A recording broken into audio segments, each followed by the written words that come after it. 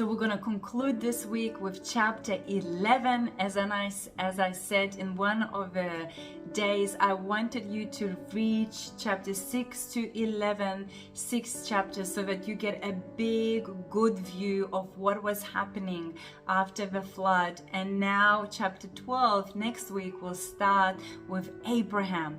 This is the chosen people that God will then work with. But in Genesis chapter 11, there's two parts to it. First part is, of course, a very known Tower of Babel. And this is where we read that people are using the same language and they are starting to build a city. So we read in chapter 10 that 3 brothers multiplied, they increased, they occupied different lands, but they were still in the same region. And obviously they are collectively speaking the same language.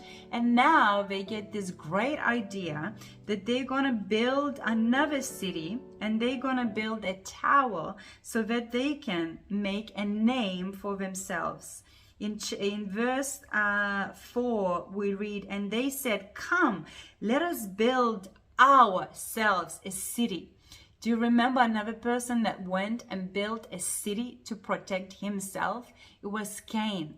God put a mark on Cain to protect him, but he went and built his own city. And then his descendants multiplied and became evil. Now we read that these people want now to build a city.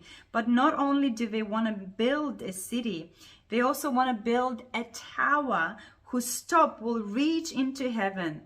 And they say, "Let us make a name for ourselves." So we see things are not looking good after the flood. The generation, once again, looks a lot like Cain. These people want to build cities and they want to make the name for themselves. There's no name of the Lord exalted. There's only the name for themselves. So what does God do? He's not going to uncreate the earth again. No, because he made a covenant with Noah and he blessed Noah. And he put an arch over the earth, the rainbow, as a sign of his covenant with creation. So what God does, he comes and confuses the languages of the people so that they are no longer in unity. And they can't build this city and this tower to make a name for themselves. So unity is great, but in this case, they were unified for the wrong purpose. You can be unified, but you can have a wrong purpose, and it does not please God. It's so important that there is unity according to God's perfect will, because God will never bless sin. God cannot bless sin.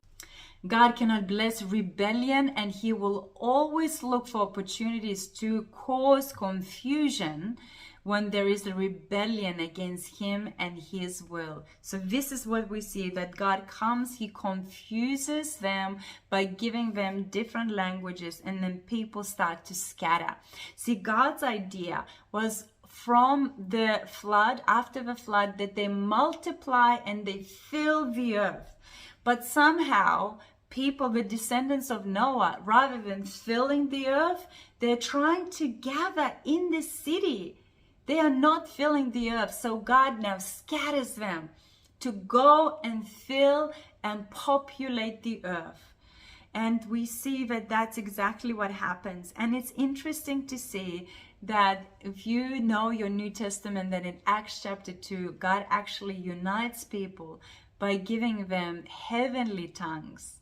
The tongues of heaven are given to us to unite us and to build us so that we can relate to God direct. But in here, we see that God actually divides the tongues so that people cannot be unified for a wrong purpose, and that they can be dispersed and go and multiply. But the city was still built. That city remained. The city was called Babel, which became Babylon, that later Israel will be exiled by, and out of it will come mighty warriors, evil mighty warriors. And this chapter ends with descendants of Shem, the oldest boy, the boy that hid his father's nakedness. He's the firstborn, and we see that out of Shem's descendants will come Abraham. And we know that this is the line that God will work with. He's going to choose Abraham to establish his covenant. So it's a beautiful chapter to meditate on, as every chapter has been. I pray that you can even go back and reread certain parts from Genesis 1 to 11 and just meditate. What is God speaking to you? Share with us in a group which chapter out of those 11 chapters, which verse has God been speaking to you the most? What have you learned, and what are you walking away with? Because I pray that we walk away with so much revelation, so much reflection, because this word truly is living, and it just floods our hearts with His will and His kingdom. So God bless you, and I will see you for chapter 12.